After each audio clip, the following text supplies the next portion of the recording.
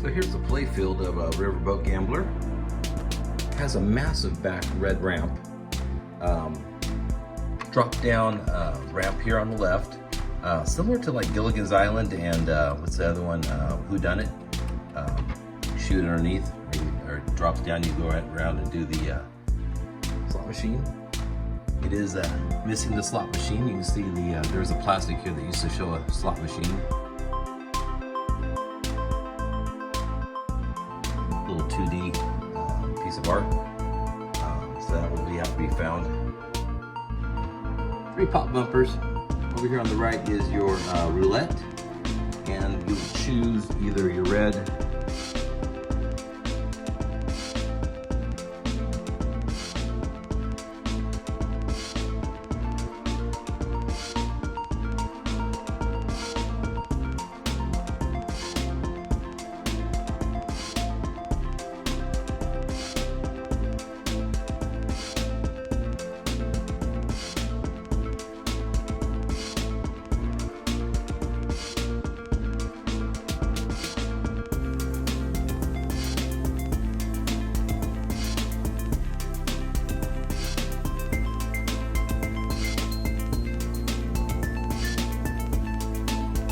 All right, it's numbers time.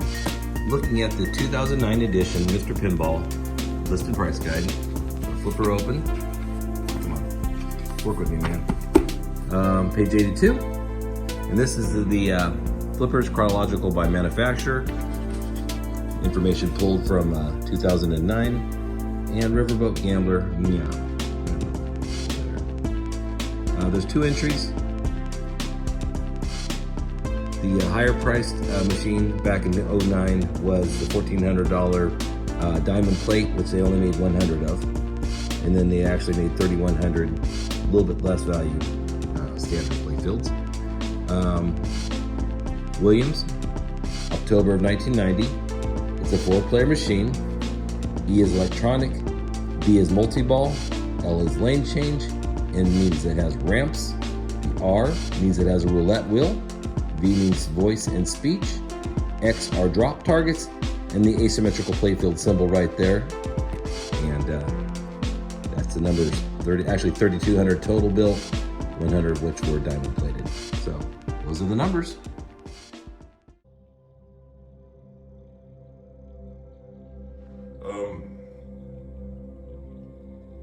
My first experience with Riverboat Gambler was probably back around 2010, about 20 years after it was released.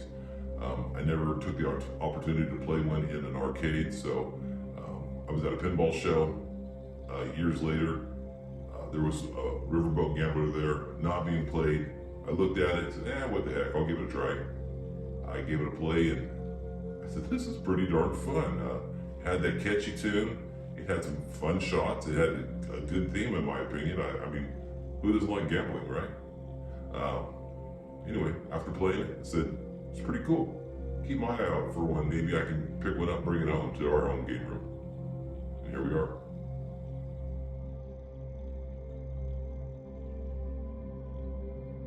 Okay, so at the last Golden State Pinball Festival, I was on the prowl for a Riverboat Gambler and a couple other ones, but in that one in particular, I was looking for one for sale, the nicest I could find, and there turned out to be 2 Riverboat Gamblers on the floor. One was extremely nice, not for sale, and this other one was there on the floor, and it had a fair price.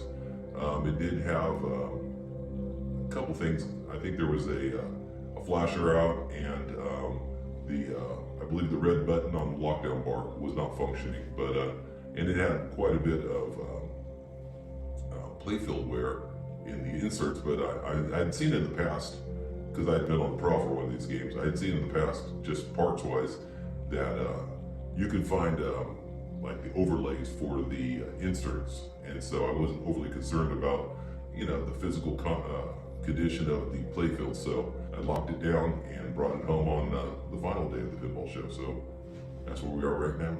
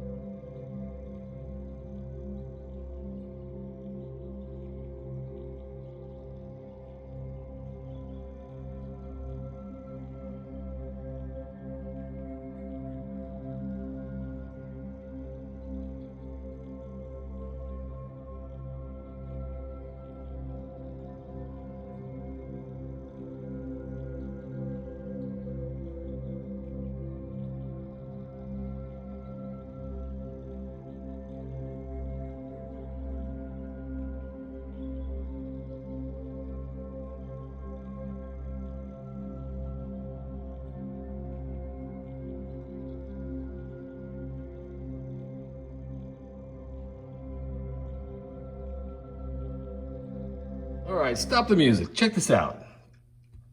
Internet Pinball Database actually has some links where you can go out and look and find out more in depth about the games and the machines. And I learned a lot of things that I didn't already know, such as what games Ward Pemberton, the designer of Riverboat Gambler, what are the games he's been involved with as far as design. He has credit also for Gilligan's Island, which he took over after the untimely death of Dan Langolis. Let's see, that's about Dan here, but look at down here. Ward Pemberton was also a firefighter. Didn't know that. He did Capcom, was participating in GoldenEye, and then he went back to being a firefighter. And also at the bottom, if you know, whoa, wake up here. Ward was also the model of one of the figures appearing on the back glass of Back Rows. And so I think that's pretty tight. Good information. Here's another thing I just came across about the roulette wheel. Let's see, what I find interesting. It's divided into 16 sections, 7 of which are black, 7 of which are red, 2 are green. The colors alternate like a standard roulette wheel. They have stars, north, south, east, and west in the direction on the roulette wheel. And on the flyer, which I had no idea, it shows the wheel stopped on the red star space, going clockwise. Numbers are red and black. It was just mocked up for the photo shoot. So found that they said it was going to be, I guess, too complicated, too difficult to conceive. So they ran away from that and went back to what's actually produced. So found that kind of interesting. All right, let's travel back one last time. Take a look at my iPad.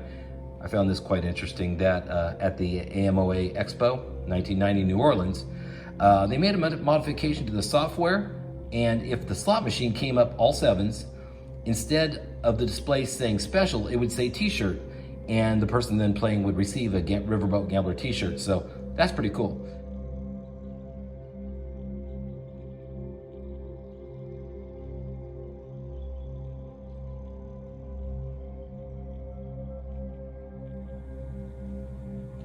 Okay, so if you've seen my other videos I've got online here, I almost never, I don't think, shoot vertical. But since we have the jackpot at the top, set to 3 million there, and we have the chips right there just above the roulette wheel and the roulette wheel, I went ahead and shot it just to capture as much as I can of the machine. So here we go. Skill shot, you don't want to do it too hard, you don't want to do it too soft, somewhere in the middle, and then you can go start out right off with the roulette wheel. Welcome aboard. And when you hear the singing in the game, the male voice, that's Mark Ritchie, Steve Ritchie's brother, and Mark Ritchie, who just did the design for Pulp Fiction. Ooh, you're good. Pick a color. All right, red, green, or black? Black. Black. Come on, black. Star. All right. That was a fail.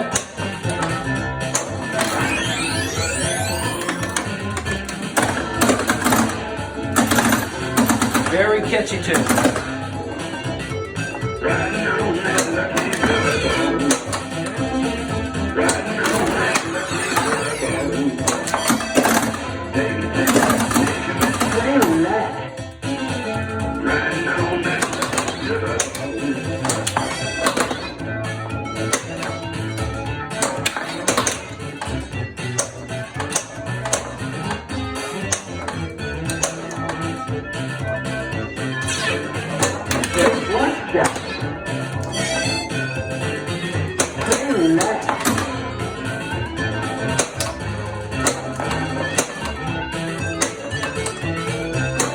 Come on, get up there.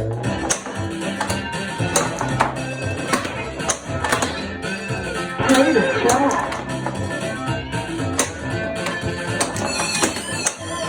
All right. Oh, color. Green? Green. Come on, green. Woo! Ooh, lucky stars. Where we look for jackpot. Let's do black. Color. Black.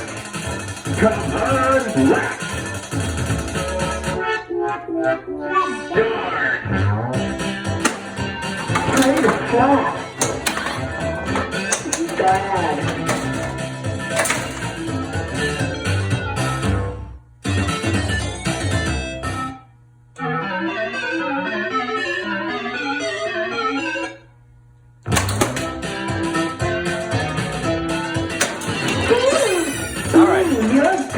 do you say, red? Color. Let's do red. Red. Come on, red. There we go. Play the shot. Missed that one down the middle.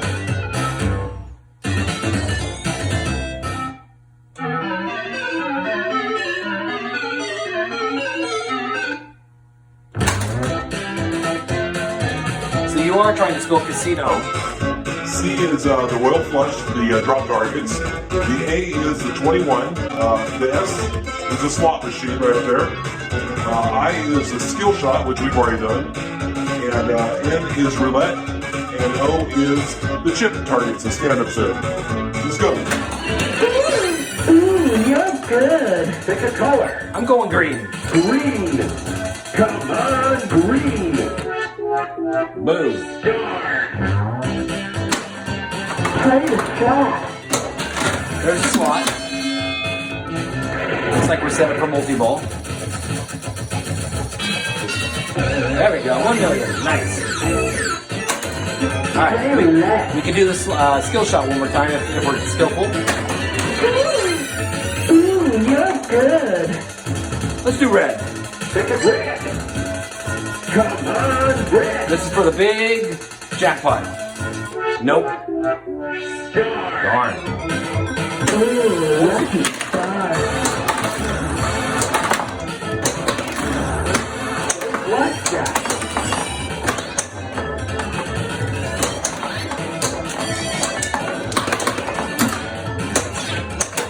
Play blackjack. Play one. Got my blackjack.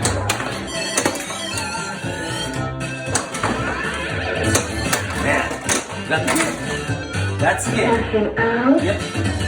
Chips, please.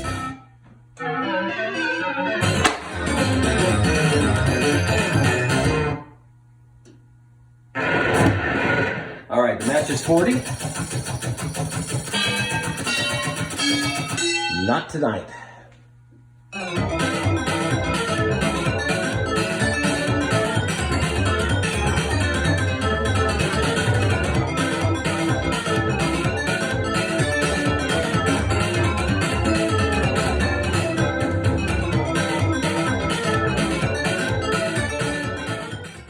So here's something I read online that was kind of interesting. I wasn't sure of, so I'm glad I saw it. It's these two posts that connect your in lane, out lane, and your shooter lane. And what happens is with the way it's set up, this is factory here. The ball can sometimes, luckily, jump through and hang out here in your shooter lane, where it's not an automatic ball launch. So if you're playing two balls, like a multi-ball, this ball can sit over here safely, and then you play out your ball that's remaining, and then plunge this one once it drains. But some people will stretch a rubber between here and there, and it's either gonna go through your in lane or your out lane instead of the third choice, which is the shooter lane. Pretty cool, I like it.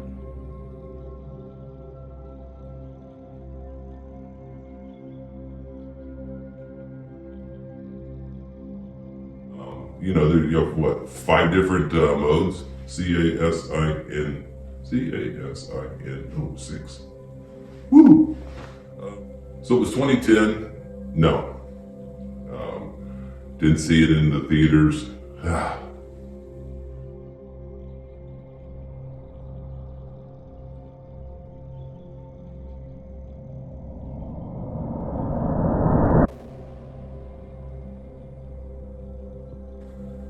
Yeah, that's what I like about Riverboat Gambler.